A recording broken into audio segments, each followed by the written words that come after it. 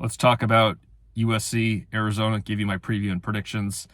So, the last 2 weeks of football we've seen really told us a lot about this USC team defensively. And I think we know the struggles are there, and, we're going to have to be proven otherwise until we can be a little more optimistic in our predictions. So I'm not feeling super confident in the defense, and playing a team like Arizona, I know they haven't scored more than 38 points in a game this season. And that was against Northern Arizona.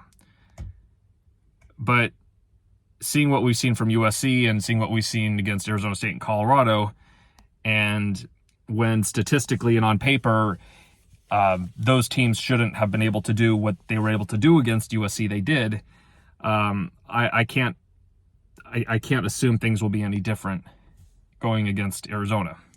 And, they say that USC is a 21-point favorite in this game.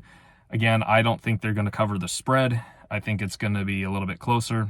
Even if they have a lead, I don't think they're going to get that knockout punch that I've mentioned before, that just ends the game early. And that's unfortunate, but that's just the reality of what it is, and from what we've seen from this team. And they have to prove us wrong, for us feeling this way right now.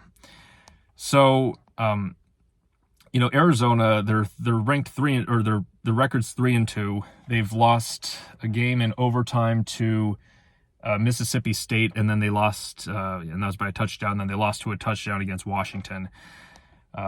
So I wouldn't really say this is a bad team by any stretch. I think in my preseason prediction video, I for the Pac-12, I predicted Arizona to be a 7-win team. So I think they should they should be decent. They have a great quarterback.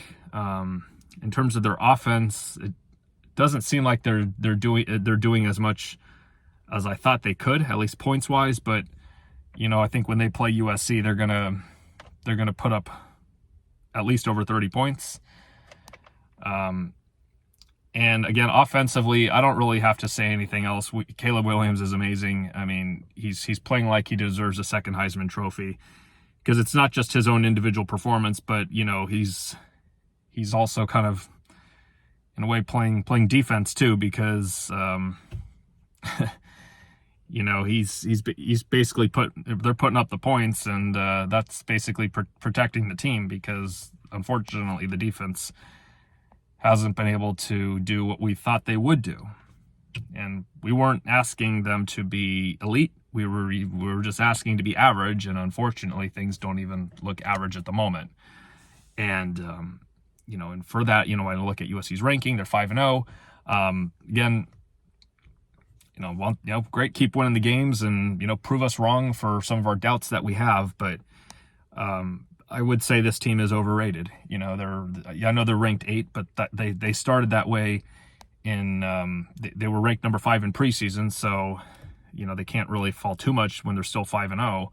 But I don't know where else where we can really put them, but specifically, but maybe they're playing more like a top 15 or top 20 type of team, maybe.